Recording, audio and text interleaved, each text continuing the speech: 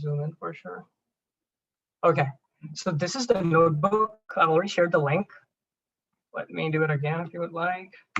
This will be useful in the latter part of this workshop when we will be doing the demo. If you want, you could download the PDF for the slides that I'll be using for your reference. This is the public dataset link on Kaggle if you would want to refer later to understand the dataset better. And these are the other links that we'll be using for the data for the purpose of our demo later. Okay, and I'll help you sign up on the platform so that you can walk through the entire process of training the model and getting the predictions with me step by step. Okay, so with that, let's start with the first part.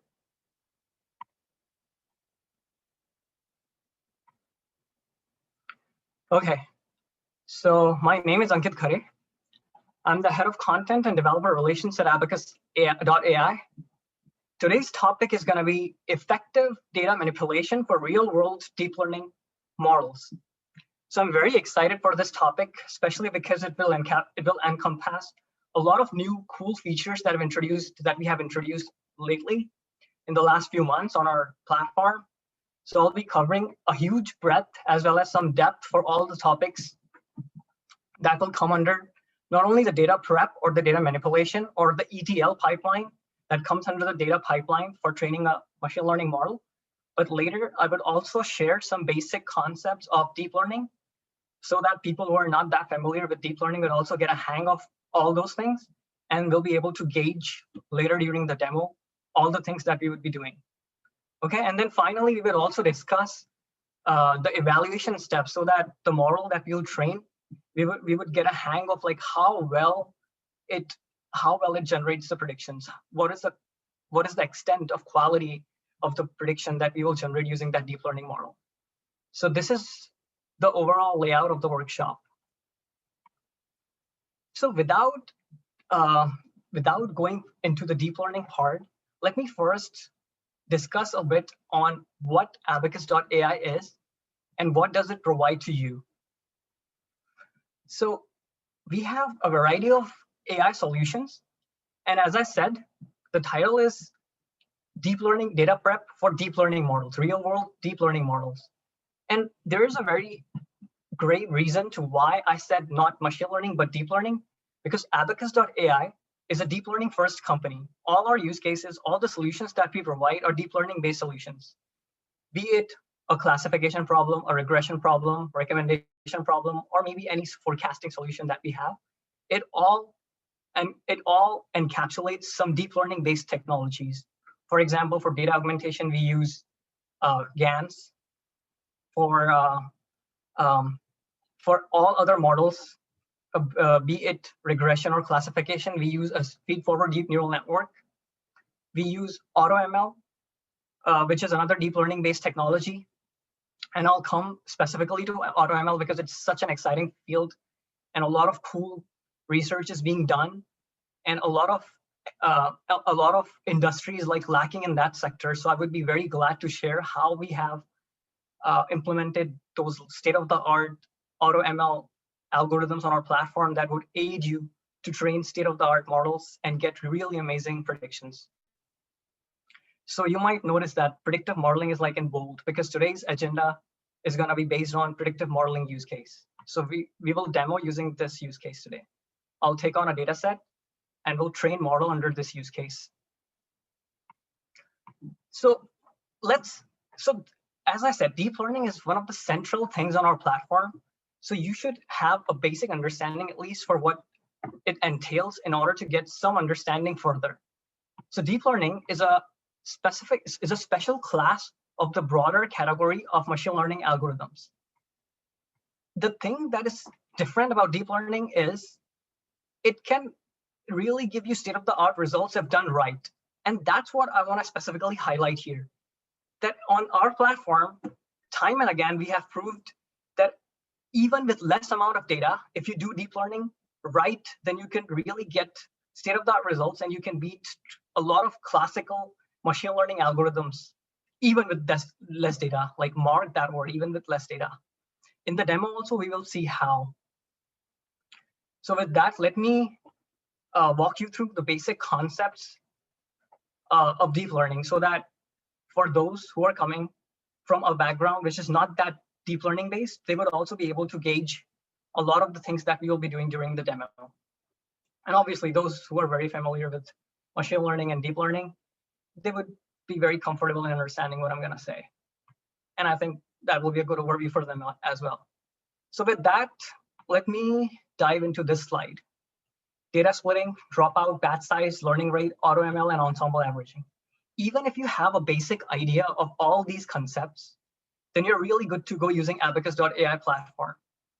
So a very encouraging thing that I would want to say today is being a deep learning practitioner is not about just a lot of coding, learning a lot of technology stacks, a lot of backend engineering, or a lot of data science.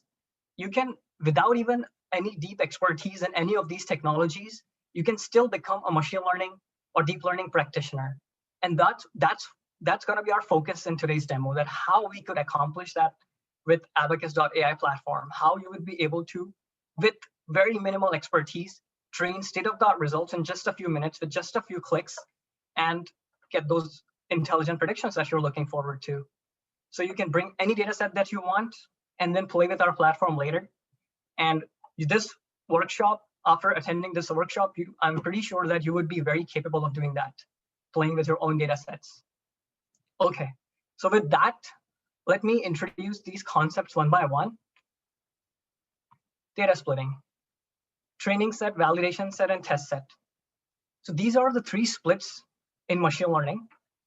Training set, as the name suggests, is that part of the data set that is used to fit the model. That means you have some part of the data which the model uses to learn the underlying patterns in your data set and then generate some predictions on some new unseen data. So the whole goal of machine learning is to be able to generate predictions on some unseen data, some real-time data that is coming from some source, right? So what we do is, using some history data set, which we call here as training set, we fit a model or we train a model, and then we use that model, that trained model, to generate some useful, intelligent predictions on some new test data set. But yeah, for the purpose of validation, we keep aside a validation set, which essentially means that in order to gauge how well the performance of the model, how well we could, to what extent we could tune the model, we keep one part, like some part of the data as validation set, which just means that, let's say you have trained a model, and then you're trying to see whether the elements that are very tunable, that are tunable for that model, are tuned correct or not. So in order to do that, this validation set will be very useful, because here you would be able to see that how those hyperparameters are behaving, right? So in other words, a lot of times what happens is, on the training set, your model learns to find some underlying patterns, and then it generates the prediction on the basis of those underlying patterns in such a way where it is unable to generalize on the new incoming data. So in order to avoid that kind of bias towards this training set, we use validation set, because it's a different part of the whole data set, and that part is used as a proxy to be able to tune these hyperparameters so that we get a broader coverage to train the model and then validate it. Okay, let's jump to the backbone of deep learning, which is a deep neural network, and the backbone of a deep neural network, which is backpropagation. So we'll cover all that very quickly. So mathematically, a deep neural network is nothing but a function approximator. See this right diagram, it's just a simple parabola. And the equation of that is just some basic high school math, right? X equals to y squared. And that is what this code represents. So deep neural network, what it does is, in order to represent this parabola, it tries to approximate a function which is close to x equals to y squared, using what? All these data points. So what this code essentially is doing is taking these points one by one, and then fitting a deep neural network. In this case, it's not that deep, but yeah, when the case becomes complicated, then we make the network deep. That is, we increase the number of layers of the network. We'll come to that later. But for now, just to quickly intro, we are taking this simple case where there's a parabola, and point by point, we are fitting this network to this parabola. This orange line is the prediction of the network finally when it's fitted. So you can see like how well this function is approximated by this network. Okay, so how is it actually fitting? Like how is it learning that this is the right representation, right? So there should be some underlying mathematics going on. So let's understand a bit on that.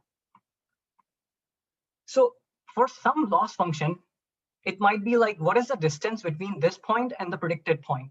So let's say in the beginning, it will produce some garbage points, right? So let's say it produces a point here. So what is the distance between the actual point and the point that it produced? So we could just subtract these 2 points and get a distance. So that much is the loss, right? So it could be as a simple loss function as I just described, as simple as that. Or maybe something like a square root of the loss, right? So this is the loss function, and this is the weight of the network. And what is happening is we're coming close to the actual point by reducing this loss. How? By making a tangent, which is nothing but taking a gradient. So you might have, again, high school math.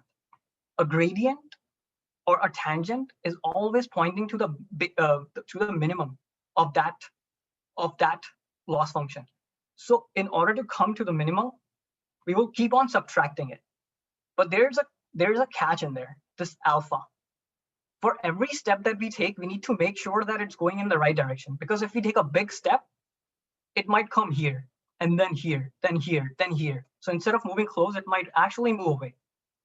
So in this case, okay, you may check your internet connection or reconnect your picture. Oh, am I audible? Somebody said at 8:20. So I was just okay, everything is fine for me. Okay, great. Okay, great. So let me continue. So the catch here is this alpha, which is also known as the learning rate. So this alpha determines how small of these steps we would take. So as I said, if this alpha is big, then you would suffer. You, instead of going near, you might actually go far and not achieve what you want to achieve, which is going to the minimum exact point. So that's why there's this learning rate that comes into play. So the arbitrary point in the unlearned network predicted minus alpha into this gradient that will always point to the right direction, that will eventually give you the right point, the global minimum, right? So this is how neural networks work. Basically, this is what you need to understand the neural network. This is like the backbone. Back propagation actually is nothing but this one neuron. For every neuron, this happens behind the scenes, and that's how you get a deep neural network working. Batch size. So again, at one point of time, how many points you're giving it to the network to come to the right point, to the right global minimum, right? So that is called the batch size. At one point, you might be giving 10 data points, 20 data points. So there are two major things to keep in mind during determining what your ideal batch size should be. One is if it's too high, then you're gonna get a good estimate because you have like far more points to get this estimate. But then again, the computation cost is not gonna be optimal. So that's why you need to keep in mind that you have an optimal batch size. You cannot always keep it large. On the contrary, if you have a small batch size, then that estimate, the gradient estimate, is not gonna be very accurate, but still the computational complexity is gonna be really good, right? It's gonna be on our side. But then again, this trade-off needs to be taken care of. So with time, you would be able to get a hang of what the ideal batch size ranges are. But on our system, whenever you use Abacus.AI, any use case, any solution, these things will automatically be taken care of. The only purpose of letting you guys know about these things is you should be familiar that, okay, so there's something called batch size. That's something that is being optimized by the Automl part of the platform. So that way you would not only be able to learn, but also be able to appreciate the beauty of the platform and the technologies that exist in today's world. Okay, so as I already mentioned, the bold part, predictive modeling, that is the current use case for the purpose of demo, which we'll go through in the second half. In this use case, what we do is we decide inputs and outputs, and then the system actually does the rest. So during the demo, it will become very clear on how you would just upload the data from various sources. As I said, data prep is an important thing, and our focus today is going to be data preparation. So we will see how from various sources we will be giving inputs to the system under this use case.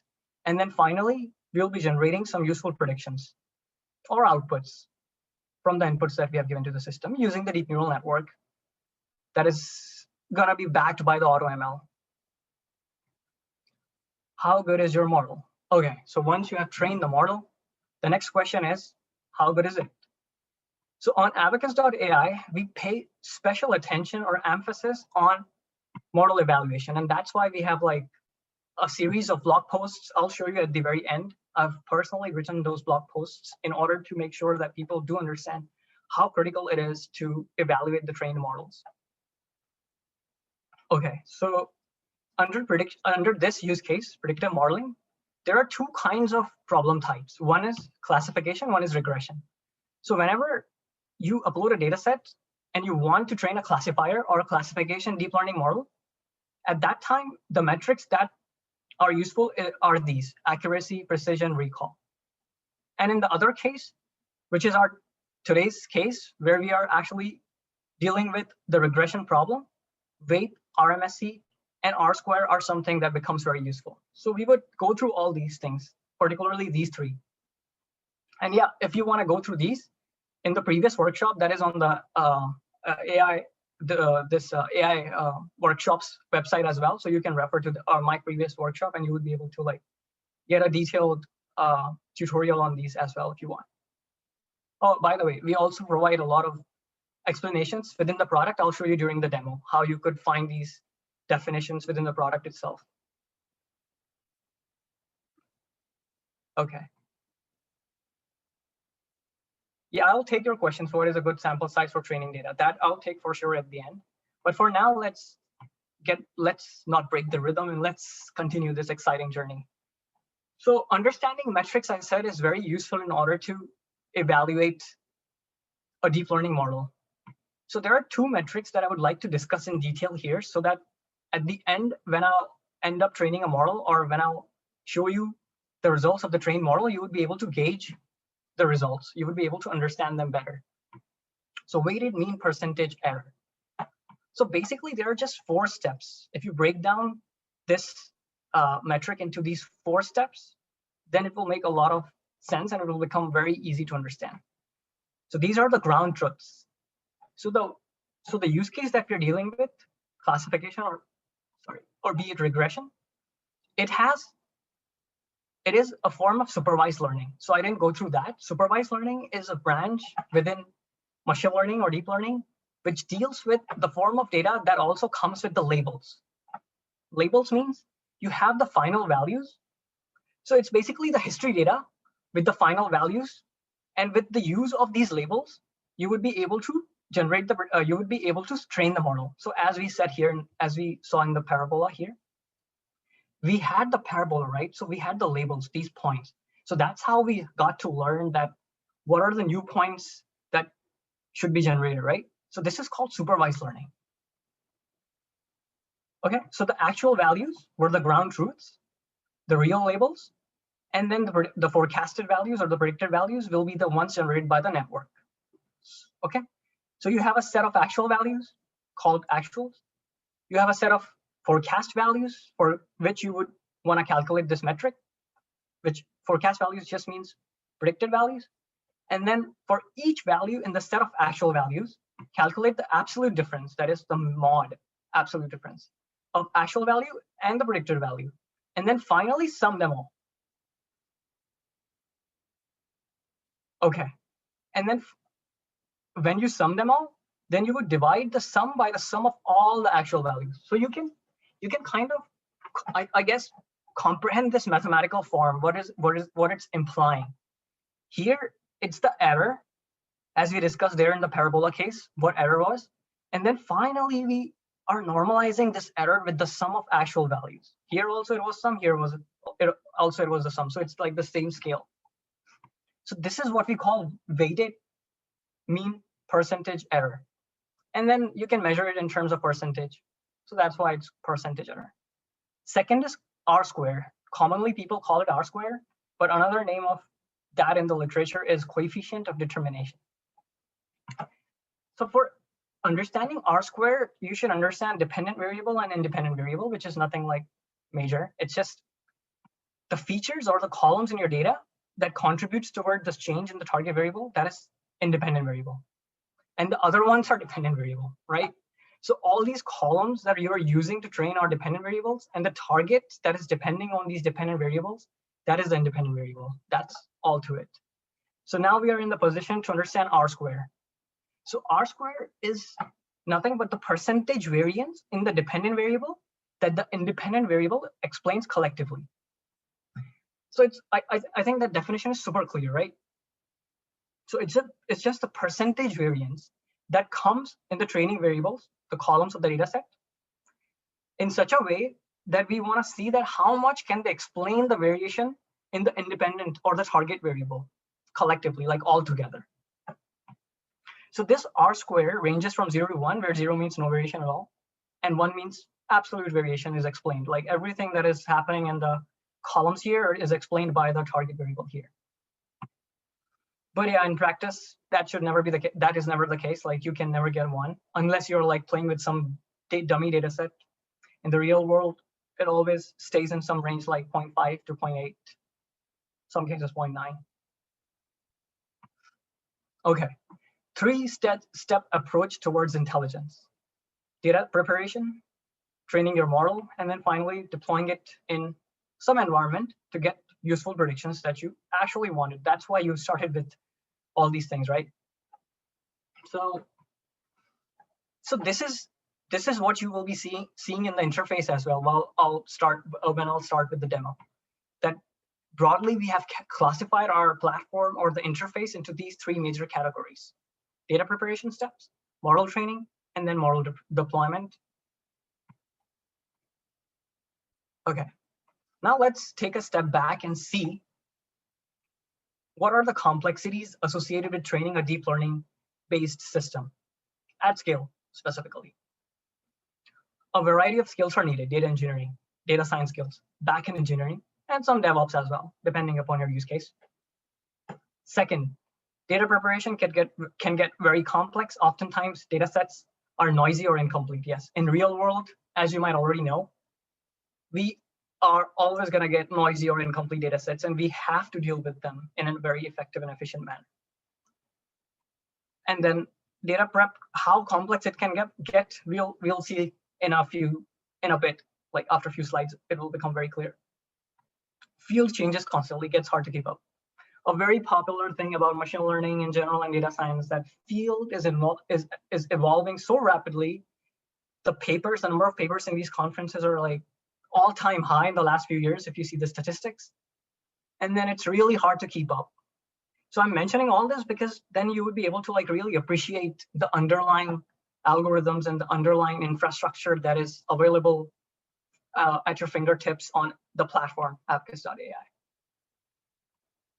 Okay, this is another interesting thing. So it's a very interesting diagram. Thanks to Bindu, I'm basically using her slides. She uses for her demo purposes a lot, and she allowed me to use it. So thanks to her. She's here, I guess.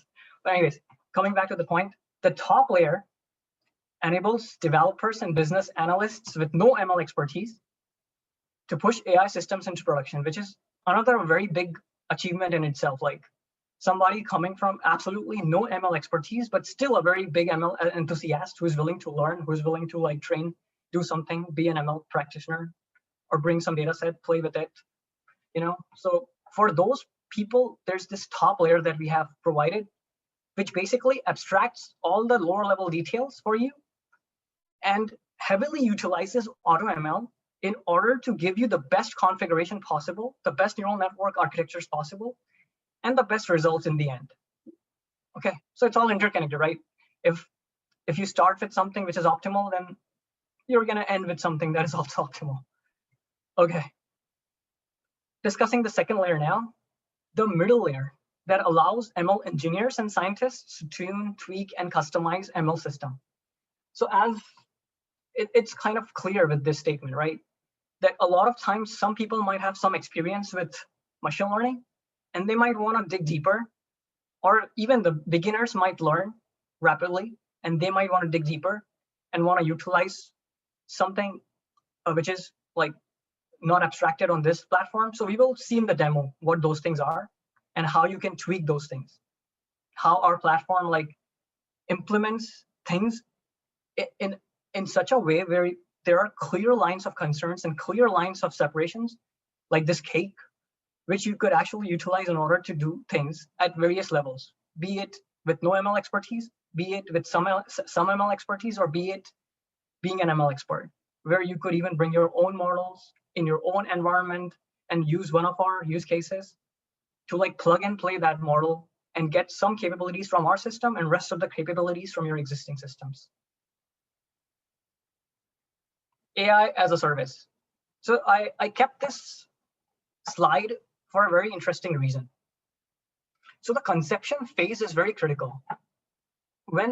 So the vision of Abacus.Al was to not only like cover a lot of use case, but to provide that quality within every use case and help people to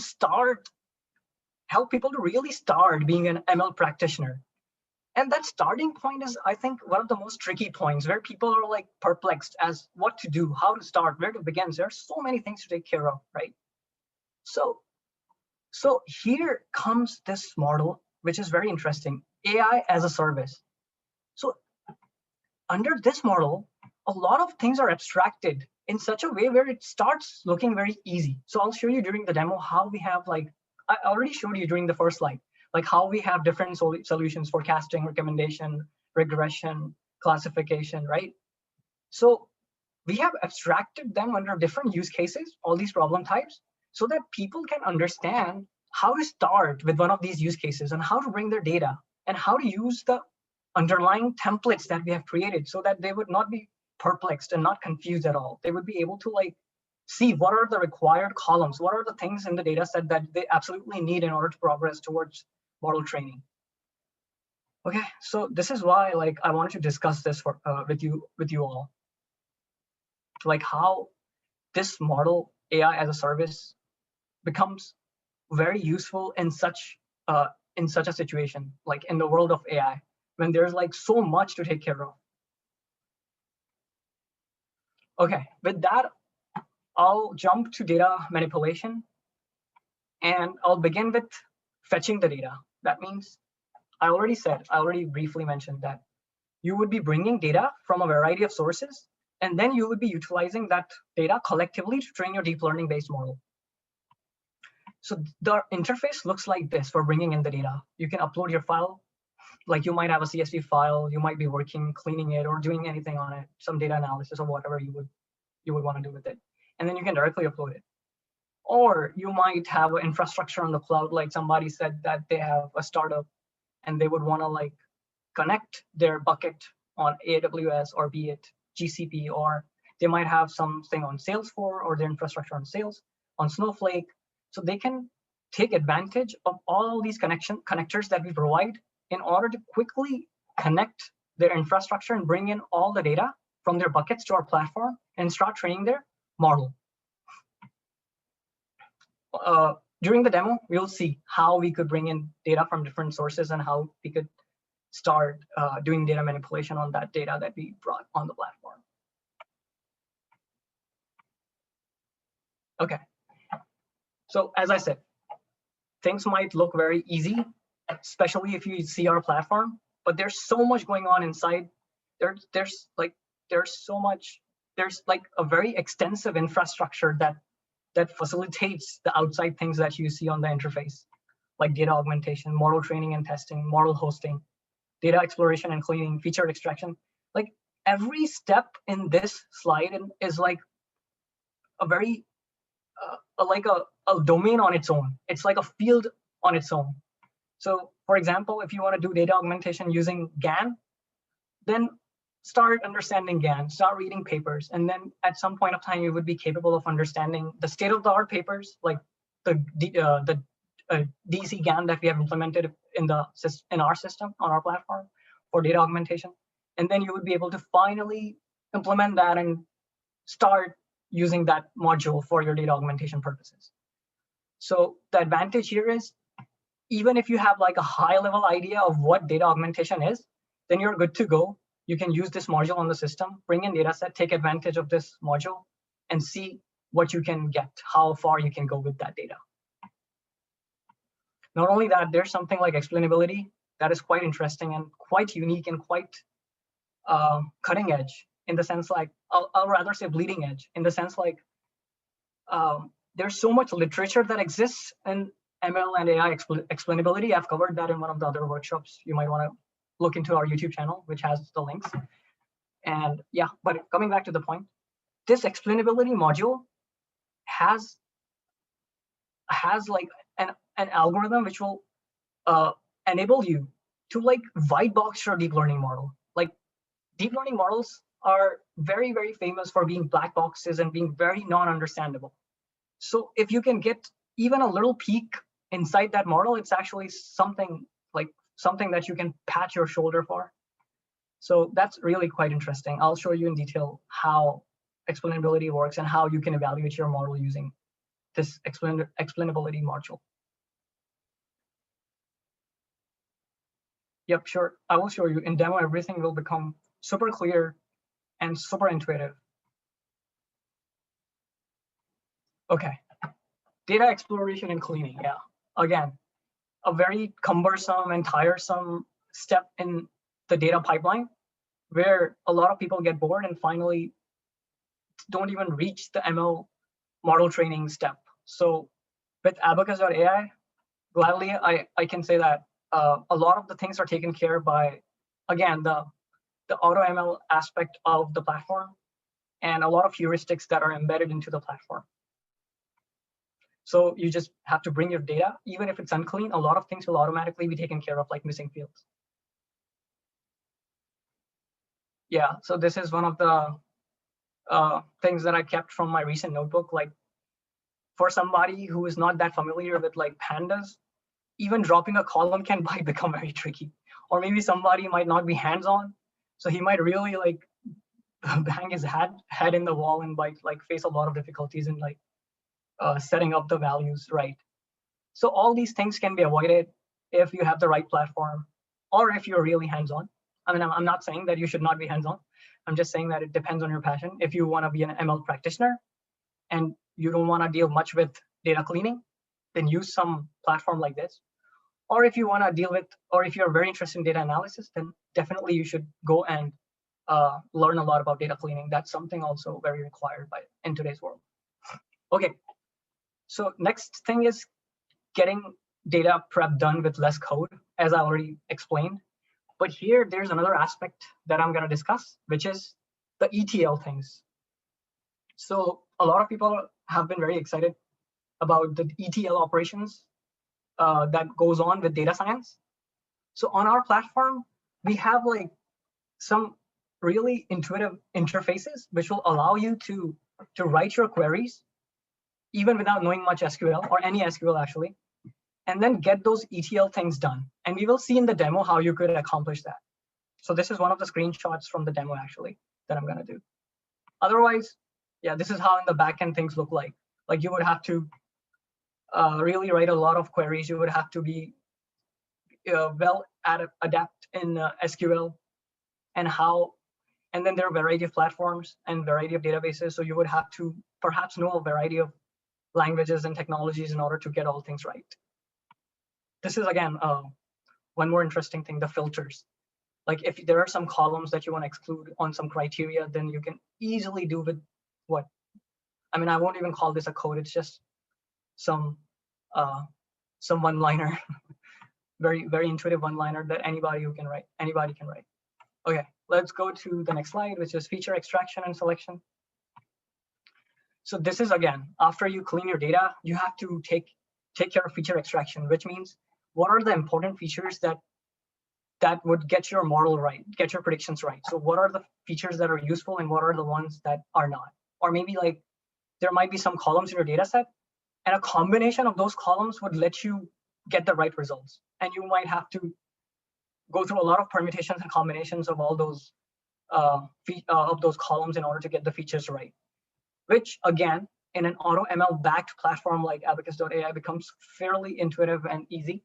But again, if you want to like do that feature extraction or selection yourself, you can use your notebook, any Jupyter notebook. You can do all that, and then finally you can upload your CSV file, or you can use one of our use cases which even allow your infrastructure to get connected. So basically, again, coming back to the same thing, like how we facilitate abstractions at different levels, like for people who are coming from no expertise or to some expertise or to real expertise. Correlation finder and metric dashboard. So one of the screens on Abacus.ai that helps in model evaluation is the metric dashboard. And the second one is the deployment dashboard or the prediction dashboard. So we'll discuss that later, but first let's discuss this metric dashboard. So this is what you will find during the demo, that one of the models that we will train will have these kind of graphs. This is the explainability module. I'll explain that later, what this graph stands for. But yeah, for now, I wanted to like let you see, like let you have a quick peek on how the metric dashboard looks like and how that weight metric that we already discussed looks like. And yeah, I should be mindful of this column. Ignore correlated columns and train model. Sorry, this feature. So these are the columns to ignore that the platform recommends or the AI engine recommends you. So what this essentially means is there's a heavy correlation between the columns in your data set, these columns, and the target column, which in this case is the life expectancy. So what is happening in this particular data set is we are trying to calculate the life expectancy based on some demographics and social and cultural data, right? So the system is trying to tell us that to predict the life expectancy, it is better to ignore these columns, not take them into consideration, because they're heavily correlated with the target column, which is life expectancy. And then if you train a model using this, then the model can get biased towards these columns. And then the patterns that it would recognize will be like biased by these columns, and other columns might be ignored, which is not what we want, because there might be some new data coming tomorrow. And then on that data, we would again want to predict the life expectancy well. So these patterns these biased patterns might not be applicable in that new incoming data stream, right? So that's why we want to take care that the model is well regularized, which essentially means that it should be very generalizable, so that even if we tomorrow have some new changed data, then we would not suffer, our predictions does not suffer on that new data. Data augmentation, we already discussed how we use GANs for generating synthetic data and augment your existing data in order to get better predictions. With even less data, you could really get state-of-the-art predictions. And that's where I was telling you in the very beginning that if deep learning is done right, then even with less data, you can actually get useful predictions, and way better sometimes than the classical machine learning techniques. Model training and testing.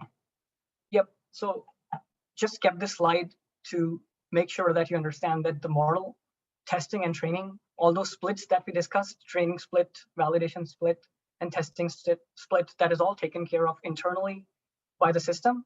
But if you want to play with some variations there's something called advanced options, advanced model training options, and I'll show you how you could change these settings there later during the demo.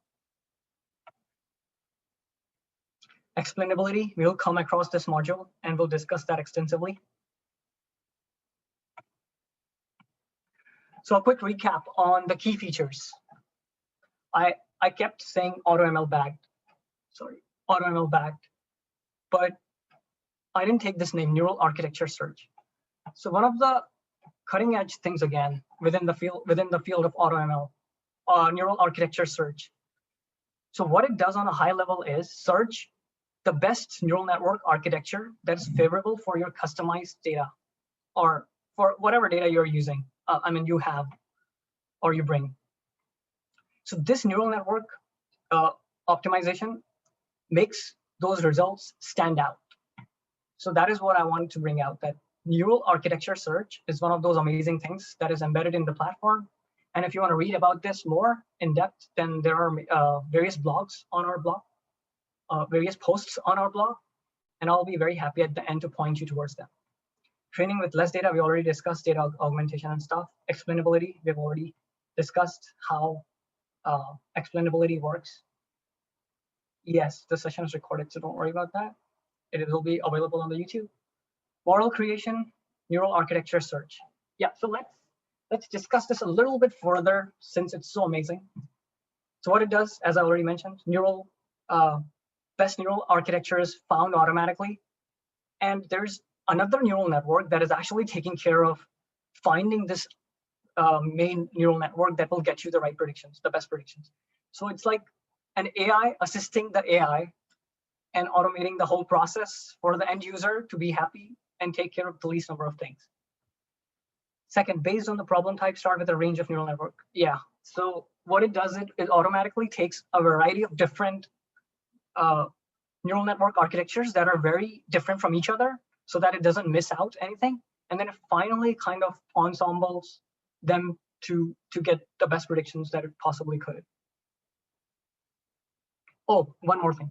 So another way of using AutoML is to use it for not only finding the best architectures, but also to tweak the parameters of the neural network. For example, we discussed learning rate, right? So we didn't discuss dropout and stuff because of the time constraint.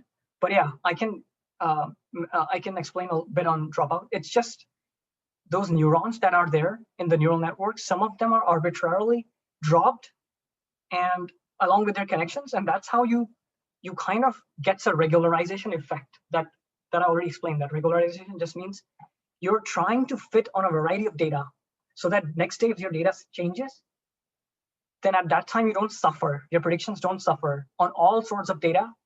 It brings out useful results. So for tweaking those hyperparameters, you can use another neural network that takes care of finding the best possible values for all these hyperparameters. Okay, so there's a lot of literature within neural architecture search itself, like search space. What is the search space where it searches all these things? So there's a cell-based search space, and there's a macro and micro search. There's a search strategy, like what is the basis of searching in this space? So there's a reinforcement learning-based strategy. There are Bayesian optimization methods. The head of our research, Colin White, he has done a lot of research in this direction, Bayesian optimization.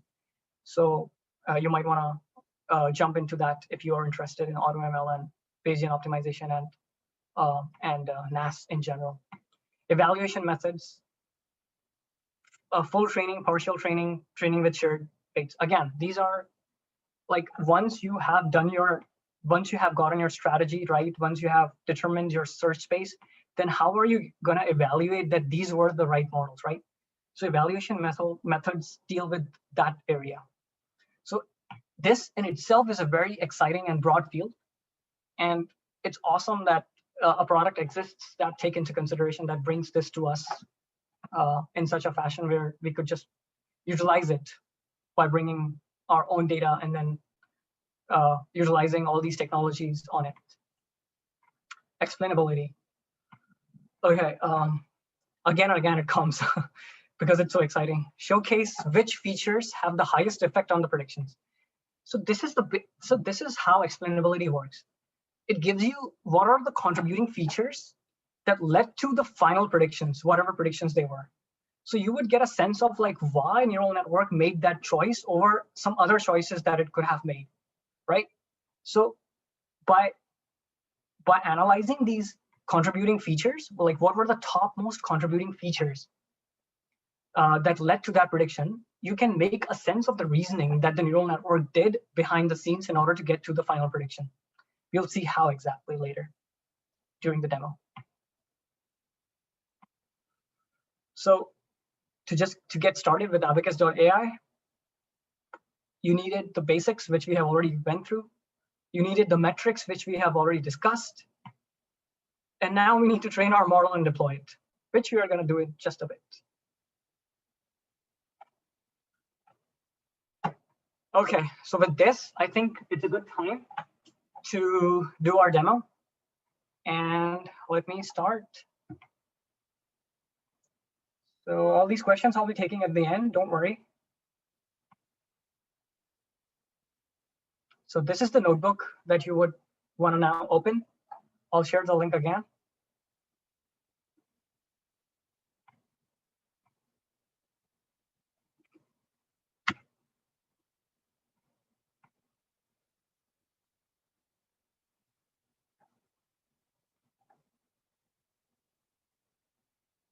Okay, so now you have the notebook. Let's sign up. So for me, I am using Abacus.ai, so that's why I'm already signed in. So I will go to a new tab, a new incognito, and there I will use the sign up link. So basically I've copied, as you already saw, and then I'm pasting it. For you guys, you just need to click on it and it will open in a new tab. So you can write in the chat, are you all ready, like to go through this entire model training process and demo part of our workshop? Just type yes if you're all ready, and then we'll start.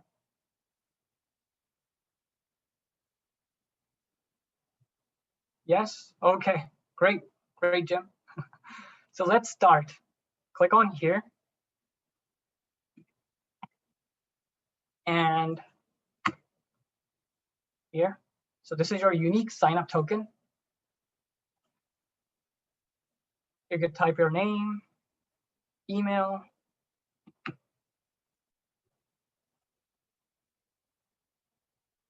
and then a password, 8 characters, at least with 1 letter. It can be anything. And can we use GitHub or Google sign in? No, this token is that, I mean, you can use it. That will be connected to your Google sign in or GitHub. But I am just doing this because it's just easy, just for me, it's very easy. I won't have to verify email or do anything, just putting in my name, putting in the email. And then finally, I mean, I would recommend you using this to avoid any complication. Because then the sign out token might give you some problem. Might, not so sure. Okay, so I put in all these values. I've already, and then I'm gonna just click on sign up.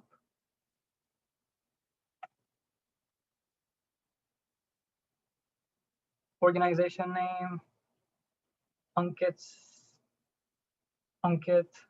the ML practitioner, just for fun.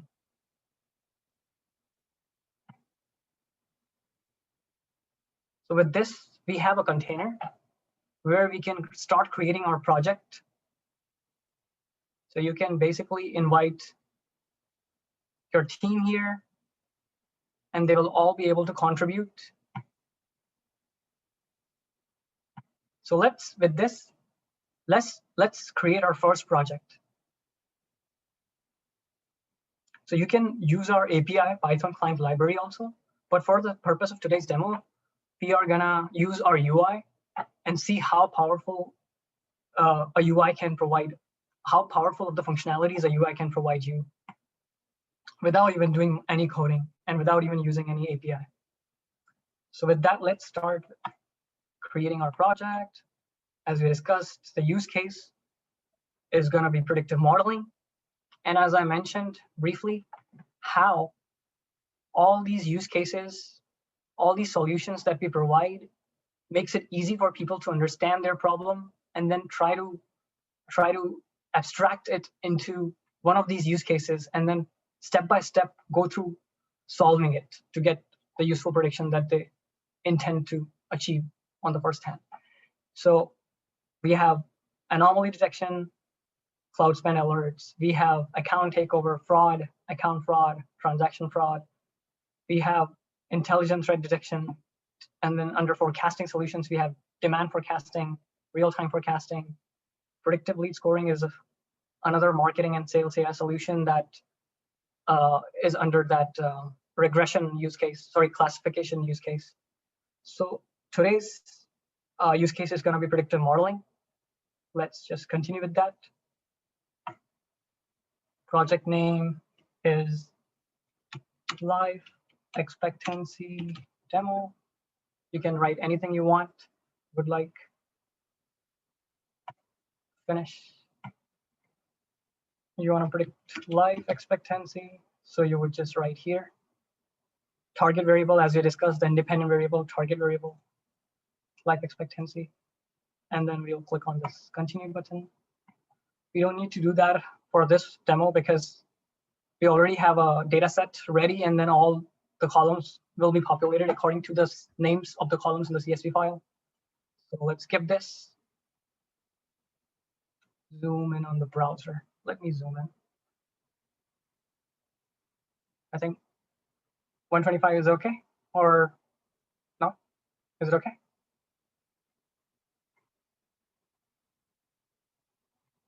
Okay. Let me know if you need more zooming, okay? Okay. So forest data set. So this is another interface. You can use sample data set just to play with the use case. It will populate with one sample data set and help you do the entire end-to-end thing to get the predictions. But for now, we will pick up these data sets for the purpose of this demo. So let's start doing this. First, let's populate the main data set, this custom table, which is required. So that's what I said. This required keyword, that just says, that just implies that for this particular predictive modeling use case, you have a specific requirement, and that makes you very comfortable, and that makes you very realistic with what are the requirements that are there in order to get this done. Like, what actually do you need in order to make use of this use case and train a model? So let's create a data set. You can read on these things later. For now, we'll create this. Create new. Give a name to the data set. Let's just say life expectancy primary data set. Okay. Click on continue.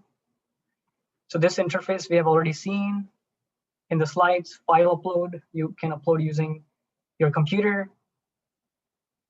This is the bucket section, AWS, clouds, GCP.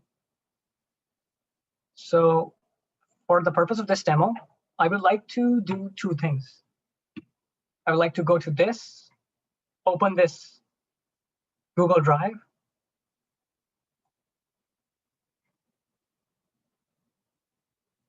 And download this. So it's downloaded. And then I would go back and just drag it here. For you, it will be in the same tab, so you can just drag it. For me, it's here. Anyone I can use. So I'll add this. Oh, wait, there's one thing that I've done wrong.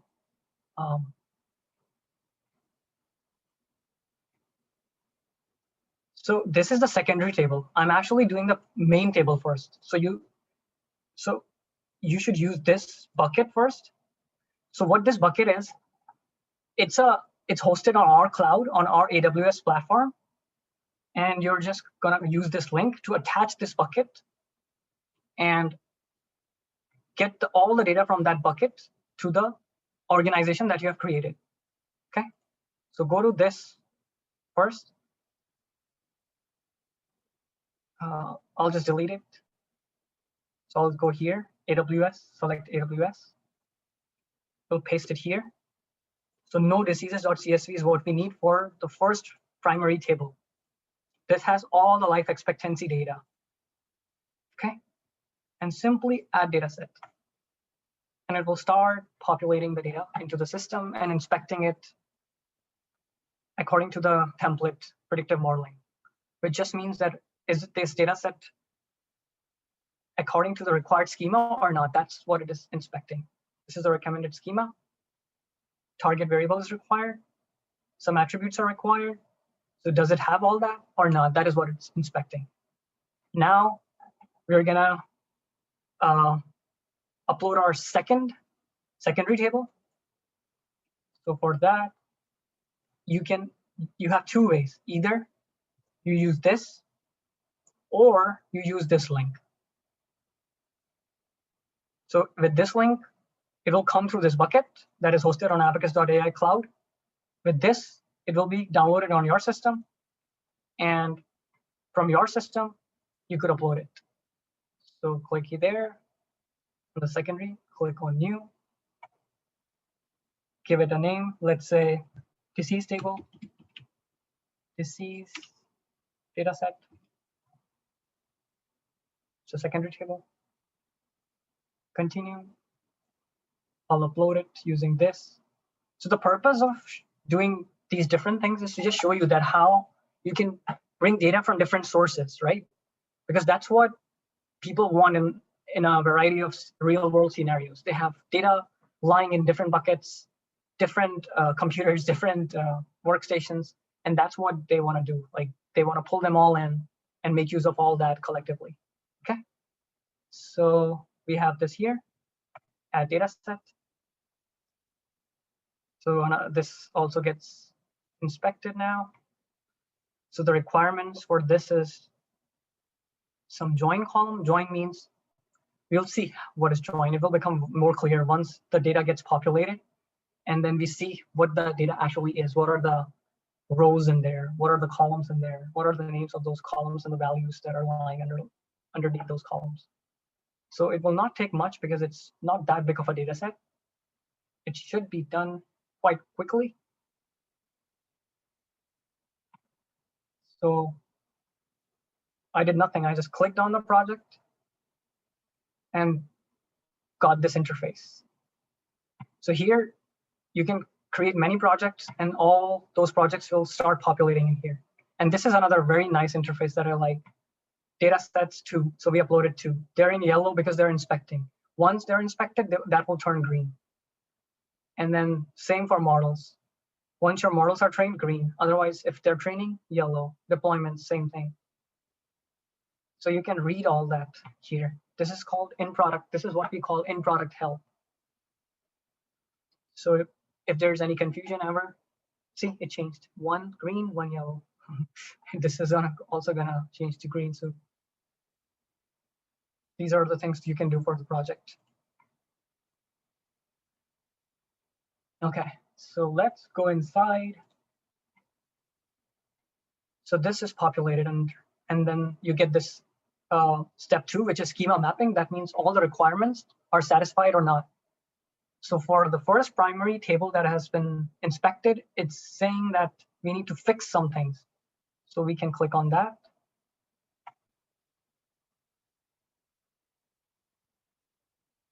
So it's saying target is missing. Let's see.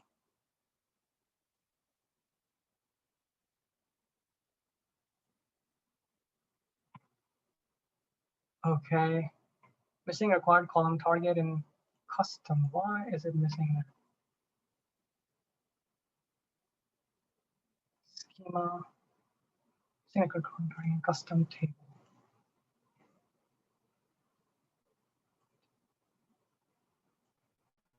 So this should actually give me an option to fix it, but somehow it's not. Okay, so I refreshed it and now it is giving. For some reason, it was not giving earlier. So if for you guys, it's not giving, just refresh this here. So go to your schema. Like this was where you were. Instead of clicking here, you might want to click here again or refresh this page. Select your target column, which is the independent variable. And search for life expectancy. Sorry, this is the dependent variable.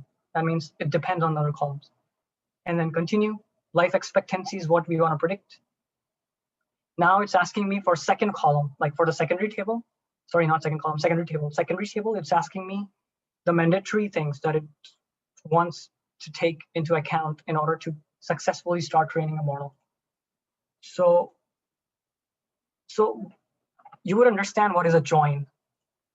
For now, just select column C0 and confirm this mapping.